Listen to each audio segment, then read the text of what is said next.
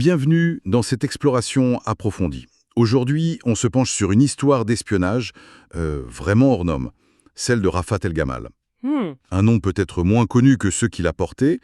Rafat El Gan, bon, ça c'est le héros de la série télé égyptienne culte. Oui, très connu là-bas. Ou alors Jacques Béton, l'homme d'affaires israélien.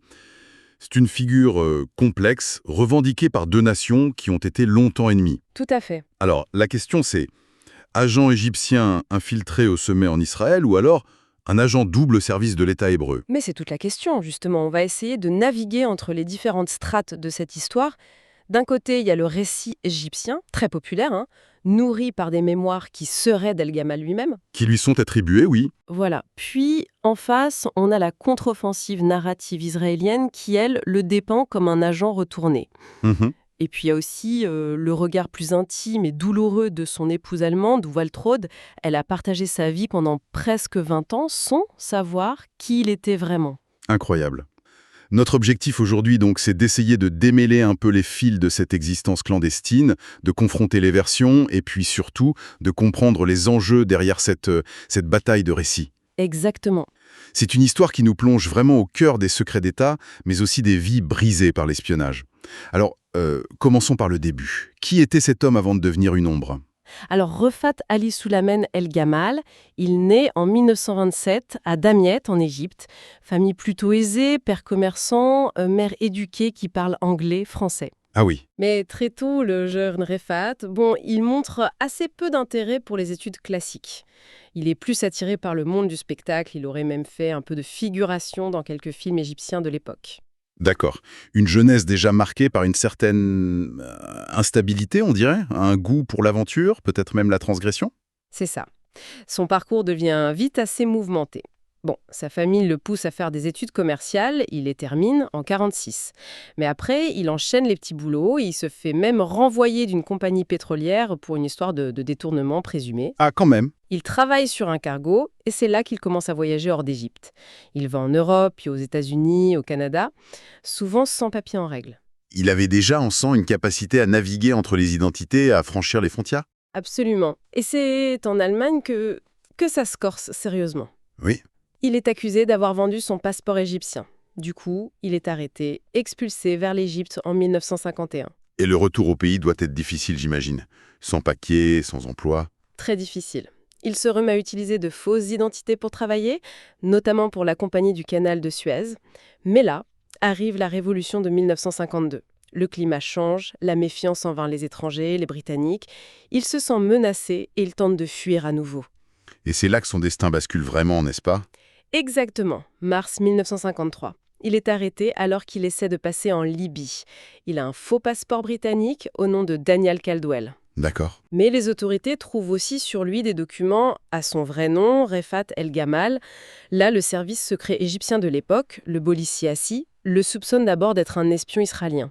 Pourquoi ? À cause de ses voyages, de ses langues. Oui. Son aisance en langue arabe, anglais, français, et puis toutes ces identités, ça sème le trouble. Est-ce un Égyptien, un étranger, un espion ? Et finalement, il découvre qu'il est bien égyptien. Mais les enquêteurs, ils notent aussi quelque chose d'intéressant. Oui, sa capacité à se fondre dans différents milieux, y compris apparemment les milieux juifs. Peut-être une expérience acquise lors de ses voyages ou de ses emplois précédents. Et c'est là qu'on lui fait une proposition. Assez radicale. On lui présente un choix cornélien, comme on dit. Soit la prison, pour toutes ces fraudes, ces faux papiers, soit une nouvelle vie. Effacer le passé et se mettre au service des renseignements égyptiens qui sont alors en pleine structuration après la Révolution. Et il accepte ? Il accepte. Et là commence une formation intensive. Économie, finance internationale, fonctionnement des multinationales, mais aussi, et c'est crucial, histoire et coutumes juives. Ah oui, pour la couverture. Exactement. On lui apprend à distinguer les Ashkénazes, les Juifs d'Europe, des Séfarades, ceux du bassin méditerranéen. Et bien sûr, toutes les techniques de l'espionnage, les codes secrets, les microfilms, la communication radio, les encres invisibles, le combat rapproché. Une formation complète. Très complète. Rafat El Gamal meurt en quelque sorte pour laisser place à Jacques Béton. Jacques Béton, juif ashkénaze, d'origine franco-italienne, avec un passeport israélien délivré à Tel Aviv. C'est ça, Ève ? C'est exactement ça. Et sa première mission, ironiquement, elle se déroule où ? En Égypte même, à Alexandrie ? Oui, il doit infiltrer la communauté juive locale. Apparemment, il réussit plutôt bien. Il aurait même aidé à démanteler un réseau de contrebande. Et puis, il y a l'affaire Lavon, en 1954. L'affaire Lavon, c'est cette opération secrète israélienne. Oui, une opération menée par l'unité 131 du renseignement militaire israélien. Le but était de commettre des attentats contre des cibles américaines et britanniques en Égypte. Pour en faire accuser les nationalistes égyptiens. C'est ça, une opération false flag pour brouiller les relations entre l'Égypte de Nasser et l'Occident. Selon le récit égyptien, El Gamal aurait infiltré ce réseau et fourni les infos qui ont permis son démantèlement, ce qui a provoqué un énorme scandale politique en Israël d'ailleurs. D'accord. Un premier succès d'envergure, si on suit cette version, et ça le propulse vers sa mission principale, Israël. Voilà, en juin 1956, il est envoyé en Israël, il s'y installe, crée une agence de voyage à Tel Aviv, Seltours, une couverture idéale. Et c'est là que, toujours selon le Caire, il devient une source d'une valeur inestimable. C'est ce que la version égyptienne soutient avec beaucoup de force, oui. Jack Béton aurait transmis des informations vraiment capitales. Par exemple, la date de l'attaque tripartite franco-britannico-israélienne de 1956 pendant la crise de Suez. Hmm. Il aurait aussi donné des renseignements sur le développement du réacteur nucléaire secret de Dimona. Des détails sur la coopération militaire assez poussée entre Israël et l'Allemagne de l'Ouest à l'époque. Il aurait même, et ça c'est assez incroyable, fourni les plans des bases aériennes arabes avant la guerre des 6 jours en 1967. Oui, une information qui, tragiquement pour l'Égypte et ses alliés, n'aurait pas été prise au sérieux ou utilisée correctement par le commandement égyptien à l'époque. Et avant la guerre de 1973, la guerre du Kippour, il aurait livré des éléments cruciaux sur la fameuse ligne Bar-Lev. Oui, les cartes détaillées de cette ligne de fortification israélienne le long du canal de Suez, les plans de la première frappe israélienne envisagée, des informations qui auraient été, elles, très utiles pour l'offensive égyptienne de 73. Ce qui est fascinant ici, c'est vraiment l'ampleur des succès qu'on lui attribue. C'est presque trop beau pour être vrai, hein. On peut se poser la question. Le récit égyptien le dépeint comme ayant réussi à tisser des liens d'amitié avec le gratin politique et militaire israélien de l'époque. Des gens comme Moshe Dayan, Ezer Weizmann, même David Ben-Gurion. Une infiltration au sommet, hein. Voilà, qui paraît absolument extraordinaire. Et pendant tout ce temps, l'homme mène une double vie. Jack Béton, c'est un homme d'affaires en vue à Tel Aviv. Il a une réputation de séducteur, il mène une vie sociale active, jusqu'à sa rencontre avec Woltrud. Oui, en Allemagne, à Francfort, en octobre 1963. Une rencontre qui va changer sa vie personnelle. Woltrud, c'est une jeune Allemande, elle est divorcée, elle a déjà une petite fille, Andrea. Et c'est le coup de foudre. Apparemment immédiat. Il se présente, bien sûr, comme Jack Béton, homme d'affaires de Tel Aviv, d'origine française. Elle est séduite. D'après ce qu'elle raconte, elle n'a pas posé trop de questions. Il était généreux, charmeur. Il l'a demandé en mariage après seulement 10 jours. 10 jours, ouais. Ouais, très rapide. Il se marie. Et Woltrud racontera plus tard cette période dans un livre, hein, c'est ça? Elle décrit un homme aimant, mais parfois distant. Avec des absences. C'est ça? Des absences inexpliquées? Quand elle tombe enceinte, il insiste absolument pour que leur fils, Daniel, naisse en Allemagne, en 1965. Pourquoi? Pour le protéger. C'est ce qu'on peut supposer rétrospectivement. La famille partage sa vie entre l'Allemagne et Israël, et Woltrud, elle ignore absolument tout de la véritable identité de la double vie de Jack. Elle raconte même une anecdote assez parlante avec Moshe Dayan. Oui, Dayan, qui était alors une figure militaire israélienne de tout premier plan, qui sonne à leur porte un jour avec un énorme bouquet de fleurs. Juste pour voir, dit-il avec humour, l'erreur que Béton avait commise en l'épousant, avant de repartir aussitôt. Incroyable. Elle vivait au cœur du système sans rien savoir. C'est ça. Pour elle, la politique, c'était loin. Elle faisait confiance à cet homme qui semblait si bien introduit, si prospère. Une confiance aveugle, elle le dira elle-même plus tard. Facilitée par sa personnalité. Et puis vient la guerre de 1973. C'est un tournant. El Gamal, ou Béton, demande à prendre sa retraite. Oui, il est épuisé. Cette vie de tension permanente, de secret constant, ça l'a usé. L'Égypte accepte. Il rentre donc au Caire en 1977. Et là, le président Sadat lui-même ordonne qu'on facilite son retour à la vie civile. Tout à fait. Tout en maintenant le secret sur son passé d'espion, bien sûr, il se lance alors dans les affaires pétrolières avec ses frères. Il crée une société, Agipeco, mais les choses ne se passent pas aussi bien qu'espéré. Ah bon? Il rencontre des difficultés, malgré le soutien présidentiel. Oui, des difficultés bureaucratiques apparemment. Il se heurte à l'administration du ministère du Pétrole. On lui attribue un permis d'exploration sur un puits jugé peu prometteur, on lui complique le transport du brut. Même après une nouvelle intervention de Sadat, ça ne s'arrange pas vraiment. Non, sa situation financière se dégrade, et puis la maladie le rattrape. En 1981, on lui diagnostique un cancer du poumon, déjà à un stade avancé. Et il décède quand? Il meurt le 30 janvier 1982, à Francfort, en Allemagne. Il y est enterré. Juste avant de mourir, il aurait rédigé ses mémoires. Oui. Et demandé à son avocat de ne les remettre à Waltraud que 3 ans après sa mort. 3 ans. Mais la vérité, elle va éclater bien plus vite que ça. Ah oui, quasiment immédiatement après le décès. Waltraud contacte la famille en Égypte pour les prévenir. Et au téléphone, un neveu, Mohamed El Gamal, je crois, peut-être sous le coup de l'émotion, lâche tout. Tout, c'est-à-dire? Le vrai nom, Refat Ali Suleiman El Gamal, la nationalité égyptienne, la religion musulmane et surtout le rôle d'agent secret pour l'Égypte pendant 2 décennies. Le choc pour Waltraud doit être inimaginable. 20 ans de vie commune basée sur un mensonge. Absolument terrible. Elle raconte dans son livre avoir d'abord cru qu'il délirait, que le neveu délirait. Puis le doute s'installe. Et là, toutes les pièces du puzzle commencent à s'emboîter. Les voyages secrets, les absences, l'insistance pour que leur fils naisse en Allemagne. La trahison l'est immense, j'imagine, mais en même temps, elle dit commencer à comprendre le fardeau qu'il a dû porter. Oui, c'est très ambivalent. Elle se sent trahie, mais elle commence aussi à comprendre certaines choses. Elle prend alors contact avec les renseignements égyptiens via un intermédiaire pour avoir confirmation. Et il confirme? Oui. Elle se rend ensuite en Égypte où elle est reçue avec les honneurs dus à la veuve d'un héros national. Mais elle, ce qu'elle veut, c'est la vérité complète. Elle le dit. Pas la charité, mais ce qui nous revient de droit. Pour elle, pour ses enfants, ses petits-enfants. Elle dit lui avoir pardonné, malgré tout. Elle affirme lui avoir pardonné depuis longtemps.